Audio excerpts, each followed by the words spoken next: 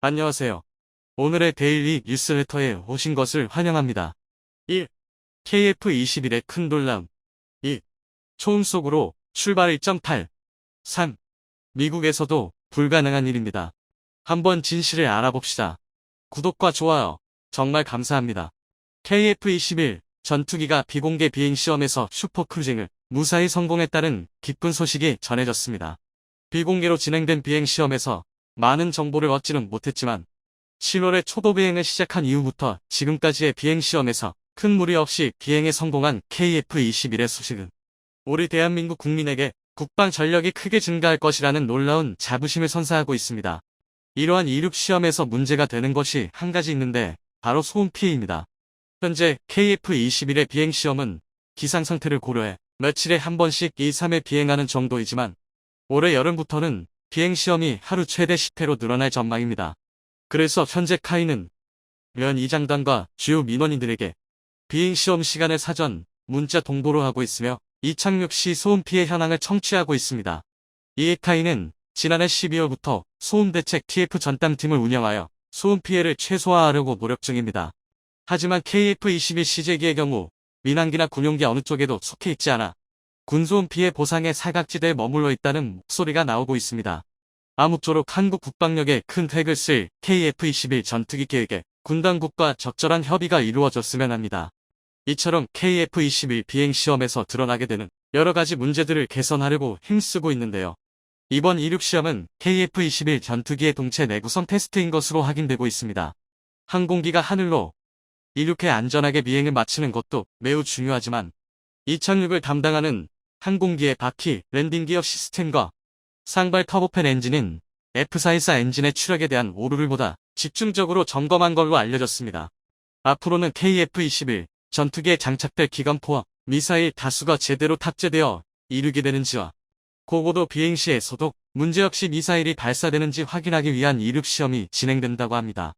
이는 머지않은 미래 KF-21 전투기에 탑재되는 한국형 공대공 미사일과 공대지 미사일, 극초음속 순환 미사일, 리티어 미사일과 타우러스 미사일, GPS 유도 폭탄 등 최대 탑재량 7,700kg을 가진 총 12개의 무장창의 다양한 무기들이 무장된 무게를 KF-21 전투기의 동체가 이겨내고 이착륙이 원활하게 공격 임무를 수행하려면 끝없이 반복적인 테스트를 진행해야만 하는데요. 이번에 알려진 KF-21 보라매가 비밀리에 이륙에 성공한 소식이 이를 증명할 수 있을 것으로 관측됩니다. 불과 10년 만에 한국 역사상 최초로 4.5세대 이상의 전투기를 생산 및 조립에 성공하여 이제는 큰 문제 없이 연행 비행시험을 성공하고 있는데요. 대한민국의 완벽한 자주국방이 정말로 실현되기까지 머지않은 것 같습니다. 이를 증명하듯 미국에서 권위 있는 랭킹 조사업체 US 뉴스 월드 리포트가 집계한 지난해 강대국 순위에서 한국이 일본을 제치고 6위를 차지했다고 보도했는데요. 미국의 경제매체 비즈니스 인사이더에 따르면 한국은 전년 대비 2계단 상승했으며 한국의 첨단 기술 및 서비스 기반 경제와 세계에서 국민 총저축과 외국인 투자 규모가 커진 이유가 상승의 이유라고 밝혔습니다. US 뉴스 월드 리포트는 한국에 대해 1960년대 이후 꾸준한 성장과 빈곤 감소를 경험했으며 현재는 전체적으로 세계 최대 경제국 중 하나다라고 평가했습니다. 한편 지난해 6위를 차지한 일본은 우리와 자리를 바꾸며 2계단 내려간 8위를 차지했습니다. 방산산업의 수출 호재가 강대국 순위를 바꾸는데 큰 영향을 주었다고 해도 과언이 아닌데요. 지난해에 이어 앞으로도 대한민국 방산시장의 가장 큰 고객으로 손꼽히는 폴란드와 우리는 이제 군사적으로 매우 밀접한 관계가 되었으며 KF-21 협력에도 적극적인 모습을 보이고 있죠. 폴란드 국방위원장이 F-35 전투기 도입을 고민 중에 KF-21 전투기의 개량형을 폴란드와 대한민국의 군사동맹 협력과 동시에 공동 생산 방안을 구체적으로 제시한 것인데요. 장기적인 관점에서 본다면 폴란드 공군에게는 KF-21 보라매가 F-35보다 유리할 수 있다고 판단한 것입니다.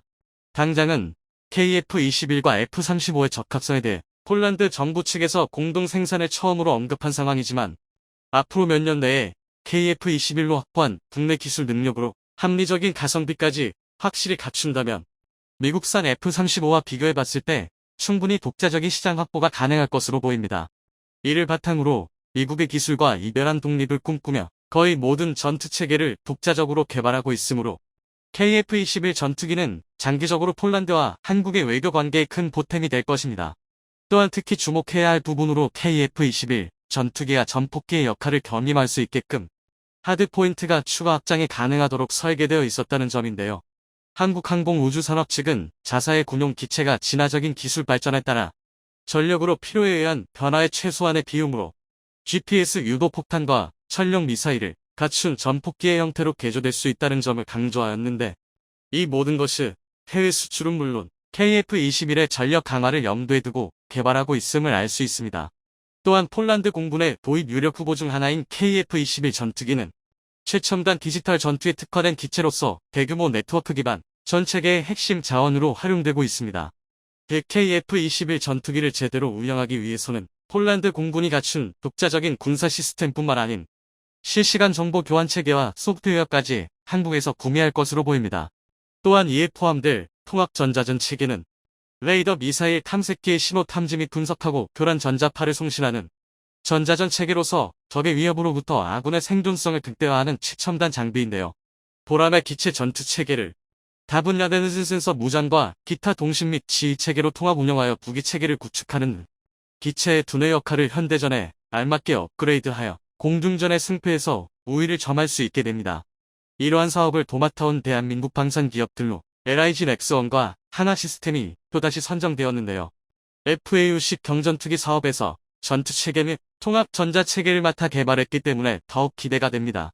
모든 지역이 산맥 없이 평평해서 공군의 위력이 더욱 증가하는 폴란드의 지리학적 특성뿐만 아니라 주변국들 역시 국가 전략적 차원에서 공군 전력 강화를 위한 공격적인 군비 확장 정책을 펴고 있는 상황에서 한국과의 협력으로 증강될 폴란드 공군의 전력 강화 전략은 유럽 전역에 퍼질 가능성이 높아 보입니다. 이러한 성과를 내고 있는 대한민국은 전투기의 기초 단계, 계획에서 실행까지 놀라운 속도로 보여준 국가로 대한민국과 중국의 정면 대결이 눈앞으로 다가왔습니다. 그나마 다행인 건 이번 전투의 선봉이 대한민국은 아니라는 건데요. 바로 인도와 중국의 국경 분쟁입니다. 최근 인도는 중국과의 국경 분쟁이 격화되자 포병 전력을 전진 배치하기 시작했는데요. 그런데 이 포병 전력의 주력이 K9 자주포의 인도 버전인 바지라입니다. 인도군 입장에서는 자신들이 보유한 최강의 자주포로 중국을 겨냥한 셈인데요. 실제로 바지라 전진 배치를 포착한 중국은 주력 자주포인 PCL-181로 맞불 작전을 펼쳤습니다. 이로써 얼떨결에 대한민국과 중국의 자주포 대장전이 성사되었는데요. 그래서 준비했습니다. 오늘은 인도와 중국이 전쟁을 치를 수밖에 없는 이유와 K9 vs PCL-181의 승패를 가늠해 보겠습니다. 현대 강군에 있어 자주국방은 필요불가결한 요소입니다. 이는 군사적인 관점에는 물론이고 사회경제적인 측면에서도 일맥상통인데요. 방위산업은 무기체계 개발 과정에 획득할 수 있는 여러 최첨단 기술과 막대한 생산 인프라를 통해 상당한 경제적 효과를 불러옵니다. 이는 세계 7위의 거대한 영토와 함께 14억 명에 달하는 어마어마한 인구 보유한 인도 또한 마찬가지입니다. 일례로 2014년에 출범한 현 인도 총리 나렌드라 모디 정부는 메이크 인 인디아 정책을 펼치며 모든 인도 무기체계 부품의 60% 이상을 자국산 기술로 생산하겠다고 단언했는데요. 이뿐만 아니라 무기체계 수입에 드는 예산의 일부를 자국 제조업에 재투자할 만큼 국산 무기 개발에 대한 굉장히 강력한 정책을 펼쳤습니다. 앞서 말했던 국산 무기체계 개발이야말로 국가의 근간이라 할 수 있는 제조업과 산업 전반에 영향력을 끼치는 만큼 인도의 이러한 결정은 대단히 상식적인 결정인데요. 이처럼 당연하게 여겨지는 30도 자주포 앞에서는 산산이 박살났습니다. 무기체계 자체 개발에 그토록 집착하던 민도가 생각지도 못했던 결정을 내린 건데요. 지난 1월 초 인도는 자주포 자체 개발을 포기하고 K900대, 금액으로 따지면 8,700억 원에 달하는 막대한 물량을 도입하기로 결정한 것입니다. 기존의 인도가 이미 K900대를 도입한 상태라는 걸 감안하면 최종적으로 무려 200대를 도입하기로 결정한 것입니다. 이 정도면 앞으로 인도 정부가 아무리 많은 투자를 하더라도 자국의 자주포 시장이 박살 날 수도 있는 과감한 결정인데요. 사실 여기에는 피치 못할 이유가 있습니다. 그렇습니다. 바로 중국 때문입니다. 실제로 인도는 K9 기준 보유군을 라닥 지역에 배치했는데요. 이곳은 2020년 인도, 중국 국경 분쟁이 발생한 지역으로 두 나라의 군사적 긴장감이 가장 높은 지역입니다. 민도는 중국과 국경을 맞대고 있는 다른 나라들과 마찬가지로 무려 60년이 넘는 오랜 기간 중국과의 국경 분쟁으로 몸살을 앓고 있습니다. 더군다나 인도와 중국의 국경 분쟁은 매년 심각한 수준으로 격화되고 있는데요. 바로 얼마 전인 2022년 12월에는 400명에 달하는 중국 인민해방군 소속 군인들이 실질 통제선인 렉을 침범해 인도군과 물리적 충돌을 일으켰습니다. 여기서 끝이 아닙니다. 앞서 말씀드린 2020년 6월 분쟁에서는 히말라야 국경지대인 가란 계곡에서 무려 600여 명에 달하는 양측 군대가 냉병기를 들고 충돌하는 초유의 사태가 벌어졌는데요. 이로 인해 인도 측에서만 전사자 20명이 발생했고 중국에서는 30명이 넘는 병력이 전사했습니다. 그나마 두 국가에서 화기 사용을 제한했기 때문에 이 정도 손실로 끝난 건데요. 당시 사태에 대해 인도와 중국은 상대방이 먼저 국경선을 넘고 도발을 감행했다고 발표했습니다. 그러나 영국 BBC가 공개한 중국군이 사용한 쇠몽둥이 사진을 보면 총만 쏘지 않았을 뿐 이미 중국은 사전에 작장하고 준비했다는 것을 알 수 있습니다. 이쯤이면 21세기에 이루어지는 거의 모든 국가적 분쟁의 원인은 중국이나 다름없다고 할 수 있는데요. 이처럼 인도와 중국이 오랜 시간 국경 분쟁에 휘말린 이유는 서로의 상반된 주장으로 인해 국경이 명확히 정해지지 않았기 때문입니다. 이는 공식 국경이 아닌 임시로 정해진 실질 동제선, 렉이 존재하는 이유이기도 한데요. 과거 1912년 청나라가 민주화 운동이었던 신해혁명으로 붕괴하고 티베트가 미승민 독립국을 선언하자 2년 후 인도를 식민 지배하던 영국과 티베트가 3자 협정을 맺고 맥마흔 라인이라는 국경선을 그었는데요. 이 과정에서 당시 명국은 아크사 미친과 아르나찰 프라데시 두 지역을 인도에 편입시켰습니다. 하지만 중국은 티베트의 독립을 인정하지 않았고 맥마흔 라인과 함께 이 두 지역을 중국의 영토라고 주장하고 있습니다. 이 주장이 격해지면서 심지어 1962년에는 국경선을 두고 두 나라 간의 전쟁이 발발하기까지 했습니다. 이 분쟁에 동원된 병력만 인도 12,000명에 달했고 중국은 8만 명에 육박했는데요. 양측 합계 사상자는 무려 6,500명이 넘었습니다. 이 전쟁이 고작 한 달간 벌어졌다는 걸 간말하면 짧은 시간 정말 엄청난 인원이 사나운 건데요. 다수의 전문가는 인도와 중국 모두 핵무기를 보유한 나라인 만큼 다시 한번 인도, 중국 간의 전쟁이 벌어진다면 그때는 세계대전 급의 대규모 전면전이 벌어질 것이라고 보고 있습니다. 그리고 이로 인해 두 나라는 분쟁이 격화되지 않도록 화기 사용을 극도로 자제하고 있는 건데요. 하지만 아슬아슬하게나마 이루어져 오던 힘의 균형도 결국 일촉즉발의 상황에 직면했습니다. 바로 인도와 중국 모두 1996년 맺었던 화기 사용 금지 협약을 깨고 인도와의 국경지대에 대규모로 화력 무기를 배치 중인데요. 이로 인해 최소 2년 사이에 도와 중국의 국경 분쟁이 냉병기 분쟁에서 화기를 사용한 국지전으로 격화될 가능성이 매우 높아졌습니다. 그런데 문제는 인도, 중국 국경지대 대부분이 히말라야 산맥의 고산지대에 위치해 있다는 것입니다. 고산지대는 1년 내내 사시사철 극한의 환경에 노출되어 있는데요. 살을 내는 추위와 날카로운 바람으로 인해 웬만한 무기체계가 오랜 시간 전투대기 상태에 머물 수 없습니다. 더군다나 산지가 높아질수록 산소가 희박해지기 때문에 기계화 장비는 적군보다도 먼저 심각한 출력 저하에 맞서 싸워야 합니다. 그래서 고산지대에서는 헬기는커녕 전차조차도 운용하기가 매우 어려운데요. 이에 대다수의 군사 전문가들은 원거리에서도 효율적으로 적을 타격할 수 있는 포병 전력이 인도 중국 국경 분쟁의 성패를 가를 것이라고 예측하고 있습니다. 실제로 지난 2021년부터 중국이 국경지대에 대규모 포병 전력을 배치 중이라는 사실이 포착되었는데요. 특히 그 중에서도 100대 이상의 PCL 181, 155mm 자주포를 투입해서 전 세계를 놀라게 만들었습니다. 그도 그렇게 PCL 181은 2019년에 공개된 중국의 최신형 주력 자주포인데요. 시진핑이 추진 중인 군사현대화 개혁에 발맞춘 자주포인 만큼 중국의 모든 화포 기술력이 총동원되었다 해도 무리가 아닙니다. 중국이 이런 PCL 181을 투입했다는 것만 봐도 인도와의 국경 분쟁을 얼마나 중요하게 생각하는지 알 수 있는데요. 그러나 이에 맞서는 인도의 대응도 결코 만만치는 않습니다. 인도 또한 전 세계에서 최고라고 평가받는 K9의 인도화 생산 버전 K9 바지라를 배치하기 시작한 건데요.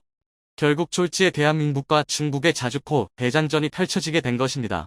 대한민국 또한 중국과의 국경 분쟁을 염두에 두어야 한다는 걸 감안하면 절대 놓칠 수 없는 실전 경험인데요. 하지만 대부분의 전문가는 전혀 다른 예측을 하고 있습니다. K9 바지라의 일방적인 우세를 예측한 것입니다. 우선 가장 표면적인 이유는 수적 차인데요. 서두에 말했듯이 민도가 추가로 K900대 도입을 선언하면서 아슬아슬하게 균형을 이루고 있던 전력 차이가 순식간에 뒤집어진 것입니다. 우선 날릴 수 있는 포탄의 숫자부터가 2배 이상 나는 건데요. 그리고 무엇보다 K9의 질적 무세가 압도적인 수준입니다. 우선 인도의 주력 자주포인 K9 바지라가 10대 한국 생산, 90대 인도 현지 생산으로 도입되었다는 사실을 짚고 넘어갈 필요가 있습니다. K9 바지라는 FCS와 보관, 통신 시스템, 환경 제어 및 MBC 보호 시스템 등이 인도 현지에서 생산되면서 국내 K9와는 스펙이 약간 달라졌는데요. 우선 바지라의 외형적인 특징은 전장 12m, 전폭 3.5m, 전고 3.2m로 큰 차이가 없지만 중량은 50톤으로 국내 K9보다 약 3톤가량 무거워졌습니다. 이는 국토 대부분이 열대 기후에 속하는 인도의 특성 따라 APU 등의 장치가 추가되었기 때문으로 보입니다. 또한 인도의 요청에 따라 직사용 포수 광학 조준경이 탑재되었는데요. 최근 자주포 트렌드가 최후의 포루로서 적 전차 발견 시지사 타격 성능을 요구하는 방향으로 발전하고 있다 보니 인도 또한 이를 의식한 것으로 보입니다. 더군다나 K9 바지라가 중국과의 국경 분쟁 지역에 전면 배치 중이라는 걸 감안하면 당면한 조치이기도 한데요. 반면 중국의 PCL-181은 2019년에 배치를 시작한 중국의 최신형 자주포다 보니 많은 정보가 공개되어 있지는 않습니다. 그래도 공개된 정보를 종합해보면 전장 6.5m, 전폭 2.6m, 전고 3.6m에 155mm 52구경장 주포를 탑재한 6X6 차르령 자주포라는 걸 알 수 있는데요. 이 덕의 속도가 굉장히 빨라서 중국 측의 주장대로라면 도로에서 시속 100km의 주행이 가능합니다. K9의 최대 속도가 시속 67km라는 걸 생각하면 상당히 빠른 건데요. 그러나 이를 제외하면 거의 모든 면에서 K9의 PCL-181을 압도하고 있습니다. 일례로 차륜형이라는 한계 때문에 적재 공간이 부족한 PCL-181은 한 번에 총 27발의 포탄을 탑재할 수 있는데요. 반면 K9는 1.7배나 많은 48발의 포탄을 탑재할 수 있습니다. 루트런트 주수 능력 면에서 애초에 비교가 불가능한 건데요. 게다가 공격 속도 면에서도 압도적인 차이가 나고 있습니다. K9의 경우 급속 사격 시 15초당 3발, 바지라는 30초에 3발을 발사할 수 있고 최대 발사 속도는 분당 6-8발에 달하는데요. 하지만 이에 대응한다는 중국의 PCL-181은 분당 4-6발밖에 되지 않습니다. 객관적으로 말해서 중국의 주장대로라면 PCL-181도 분명히 나쁜 성능은 아니지만 상대가 K9 계열 자주포라는 사실이 패착인데요. 차이는 여기서 끝이 아닙니다. K9의 문용 인원은 5명이라고 일려져 있는데요. 하지만 이는 포반장, 부사수까지 포함한 S체대 운용 인원으로 극단적으로 민원을 감축하면 최소 3명으로도 운용이 가능합니다. 별다른 추가 장비 없이 K9 한 대로도 사격 재원 산출과 타격을 가능하게 만든 훌륭한 전자장비 덕분인데요. 반면 PCL-181은 기본 최소 6명의 임원이 필요합니다. 최대치로 따지면 거의 절반의 민원이 절반에도 못 미치는 시간으로 2배 이상의 화력을 퍼부을 수 있는 것입니다. 또한 자주포에서 가장 중요하다고 할 수 있는 사거리와 명중력 면에서도 PCL-181은 K9에 비해 상당히 불리한 모양새인데요. 먼저 K9는 47톤, 바지라는 50톤에 달하는 육중한 무게와 전 세계에서 두 번째로 155mm 52구경장에 성공한 만큼 뛰어난 성능의 현수장치를 탑재한 덕분에 상당히 높은 반동 억제력을 가지고 있습니다. 또한 K9의 주퇴복좌기는 2개의 유압식 후퇴 브레이크와 내부 완충기, 공압식 원복장치 등으로 사격에서 포신의 좌우 움직임을 최소화하는데요. 반면 PCL-181은 25톤에 불과한 가벼운 무게와 차륜형 자주포의 한계로 인해 반동을 제대로 컨트롤할 수 없습니다. 이것만 봐도 차체까지 너를 뛰는 PCL-181에 높은 명중률을 기대하기란 불가능하다는 걸 알 수 있습니다. 게다가 PCL-181 같은 차륜형 자주포는 대부분 구조적인 한계상 견인포와 마찬가지로 땅의 지지대를 박는 작업이 필요한데요. 이 때문에 PCL-181은 아무리 빨라도 최소 2분의 준비 시간이 필요합니다. K9가 고작 30초면 초탄을 발사할 수 있다는 걸 생각하면 상당히 큰 차인데요. 심지어 공격 범위에서도 K9는 꾸준한 포탄 개량으로 K315의 랩포탄 사용 시 최대 55km까지 타격이 가능한 반면 PCL 181의 최대 사거리는 고작 40km에 불과합니다. 이 정도면 왜 전문가들이 PCL 181보다 K9이 한 단계 위라고 주장하는지 알 수 있으실 텐데요. 이처럼 중국의 무기 체계는 객관적인 지표에서는 준수한 듯 보이지만 하나씩 뜯어보기 시작하면 멍성한 부분이 한두 군데가 아닙니다. 그리고 무엇보다 방어력 면에서 PCL 181은 최악이 하는 말로도 부족합니다. 단적인 예로 K9는 35mm 균장 악영강판을 탑재해서 전, 측, 후면 모두 14.5mm 기관총탄을 완전히 방어할 수 있습니다. 뿐만 아니라 10m 이상에서는 155mm 고쪽탄의 포갑이나 파편까지도 방어가 가능한데요. 그러나 PCL 181은 승무병에 대한 기본 방어력이 전무합니다. 그나마 12.7mm 중기관총까지 방어할 수 있는 상부 장갑을 탑재할 수 있다고는 하지만 고작 이걸로 포갑과 파편을 막기에는 턱도 없는데요. 즉 정리하자면 다른 지표가 모두 동일하다 하더라도 포병전에 있어서 PCL 181의 성능은 최악입니다. 사실상 빠른 속도를 앞세운 보병의 화력 지원을 제외하고는 자주포라고 부르기도 아까운데요. PCL 181의 경우 포탄이 곁에 떨어지기만 해도 사람은 물론 차량에 실린 포탄까지 유폭의 위험을 각오해야 합니다. 게다가 PCL 181이 그렇게 자랑하는 기동성조차 상당히 의심스러운 부분이 많습니다. 이는 인도가 K9의 도입을 결정한 이유와 일맥상통인데요. 인도는 K9는 엔진의 자동 제어 시스템이 주어진 조건에 따라 자동으로 최적의 성능을 발휘하는 이점이 있다. 라는 점을 결정적인 이유 중 하나라고 언급한 바 있습니다. 그리고 실제로도 K9 바지라의 경우 험준한 히말라야 산맥을 기동해야 하는 만큼 엔진의 업그레이드가 이루어진 것은 물론 영하 40도를 넘나드는 악조건 속에서도 운용이 가능하도록 철저한 현지화를 거쳤습니다. 대한민국이 그동안 꽁꽁 감춰왔던 현무 5 미사일의 재원을 공개했습니다. 지난 7월 23일 우리 언론들이 일제히 국방과학면 구소회대가 개발 중인 현무 5에 대한 기사를 쏟아냈습니다. 구체적으로는 탄두 중량 8톤의 단거리형과 6톤의 장거리형무로 나눠 개발 중이라고 하는데요. 그런데 이 소식에 세계가 충격에 휩싸였습니다.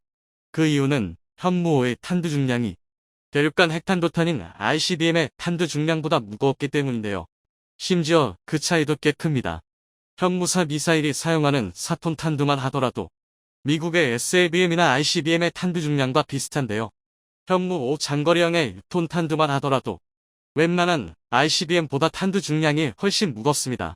그래서 한국의 현무 5의 소식을 접한 군 전문가들은 한국이 ICBM을 개발 완성하기 전에 먼저 다탄두 미사일인 MIRB를 운용할 탄두를 개발 중인 것이 아니냐는 주장까지 나오고 있는데요. 즉 현국이 주장한 벙커버스터탄은 위장이고 제도립체를 개발해 다탄두를 만들 베이스를 만들고 있다는 것인데요. 하지만 이런 주장만으로 한국이 ICBM을 만든다는 이야기는 아닙니다. 사실 현재 우리 기술로는 곧 바로 ICBM 만들기 어렵기 때문인데요. 정확히는 만들 수는 있으나 현대전에서 먹지력을 발휘할 MIRB나 MALV로 만들 능력이 부족한 것이 사실입니다. 그래서 전문가들은 한국이 현무 기반 핵무기를 만든다면 한국의 기술력으로 개발이 가능한 중거리 탄도미사일 RM을 먼저 개발할 것이라고 예견합니다. 그런데 군사무기에 대해 모르시는 분들은 RM이 ICBM보다 상당히 떨어지는 무기로 인식하는 분들이 많습니다. 핵무기의 끝판왕인 ICBM보다 사거리도 짧고 도립속도도 느려 성능이 떨어진다는 것이죠. 그러나 현실은 전혀 그렇지 않습니다. 군사 강국들은 ICBM보다 오히려 RM을 더 무서워합니다. 핵탄두가 탑재된 RM은 과거 냉전 시절 미국과 소련이 RM 개발과 양산을 막기 위해 INF라는 조약을 맺었을 정도로 위협적인 무기였습니다. 또 현재 한국의 상황에서는 전술적으로도 상당한 가치가 있는 것도 사실입니다. 그러나 핵무기와 관련된 여러 지식을 알지 못한다면 이런 내용들을 이해하기가 쉽지 않습니다. 그래서 준비했습니다. 오늘은 한국이 새롭게 개발한 현무 5 미사일에 숨겨진 멍청한 비밀에 대해 알려드리겠습니다. 최근 대한민국이 중국과 북한에 강력한 경고 메시지를 보낸 적이 있습니다. 바로 지난 2021년 9월 15일에 5종의 각종 유도 체계를 공개한 사건인데요. 이날 방위사업청은 SLBM 발사 시험, 천룡 공대지 미사일 분리 시험, 초음속 순항 미사일 발사 시험, 고체 로켓 면소 시험, 고위력 미사일 개발 성공을 일심에 공개했습니다. 전문가들은 이 사건을 중국과 북한에 대한 보복 조치이자 경보라고 말하는데요. 북한 국방과학원이 9월에 신형 순항미사일을 발사하고 중국왕이 외교부장이 같은 달 방한해 한국을 압박하자 사전에 준비해뒀던 여러 무기를 일시에 공개해 한국에 까불지 말라고 선을 그었다는 것입니다. 실제로 발사 직후 중국과 북한이 크게 당황했습니다. 특히 북한의 경우 자신들이 SLBM을 만들어봤는데 그렇게 쉽게 만들 수 있는 것이 아니라며 현실 부정을 할 정도였습니다. 하지만 공개된 무기는 5이었으므로 국내외를 막론하고 대부분의 매체에서는 SLBM 발사 성공에만 집중했습니다. 비록 NPT에 묶여있어 핵탄두는 없지만 대한민국이 핵무장의 끝판인 SLBM을 만들었다는 것이 놀라웠기 때문인데요. 그런데 진짜는 따로 이 더 진짜는 바로 당시 고위력 미사일이라며 대충 얼버무리며 정체를 숨겼던 현무호의 구체적인 스펙이 드러난 것입니다. 구체적으로는 휴전선에서 평양, 원산 등 북한의 주요 도시와 전방분단을 타격할 수 있는 사거리 300km, 탄두 중량 8톤의 단거리형과 북한 전역을 타격할 수 있는 사거리 600km, 탄두 중량 6톤의 장거리형으로 나눠 2030년 이전 실전 배치를 목표로 개발 중이라는 것이 밝혀졌습니다. 또 완성된 이후에는 대한민국이 북핵에 대응하기 위해 구상한 세축 체계민 대량 응징 보호 KMPR의 핵심이 될 예정입니다. 그런데 이상합니다. 미사일의 탄두 무게가 과해도 너무 과합니다. 세계 최대의 벙커버스터인 GG57과 비교해보면 이를 쉽게 알 수 있는데요. GG57 마분 길이 6.2m, 직검 0.8m, 무게 13.6톤에 탄두 중량 2.4톤 민 초대형 벙커버스터로 지하 60m의 짊어진 벙커나 강화 콘크리트 8m 두께의 방머 시설을 단방에 파괴할 수 있습니다. 크기와 관통력만 따지면 탄두 중량이 무려 8.4톤인 초대형 항공폭탄 GG43 모압을 압도할 정도인데요. 그런데 현무5는 장거리 형조차 탄두 중량만 6톤입니다. 게다가 항공기에서 분리되어 자유낙하하는 항공폭탄인 GG57과 달리 로켓 추진으로 고도를 올렸다가 급초음속으로 낙하하는 탄도미사일입니다.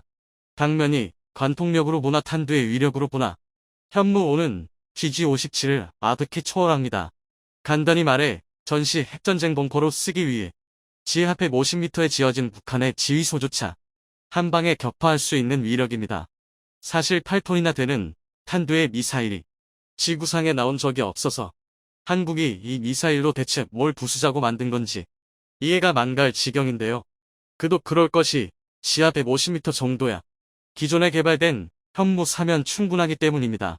현무4는 기본 사양무로 알려진 2톤 탄두만 써도 지하 150m, 200m의 표적을 타격할 수 있습니다.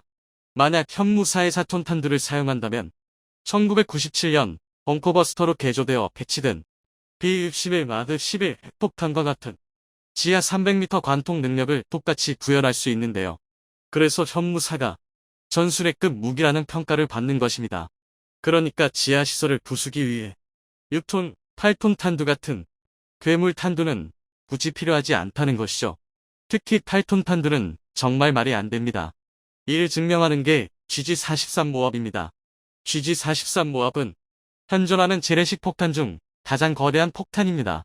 길이 9.2m, 직경 1m에 무게 9.5톤, 탄두 중량 8.4톤의 괴물 폭탄인데요. 그래서 모든 폭탄의 어머니라는 별칭이 있을 정도입니다. 폭발 반경만 약 140m에 달하며 그 외 수백 미터 명역에 공기를 태우고 빨아들여 막대한 충격파를 발생시킵니다.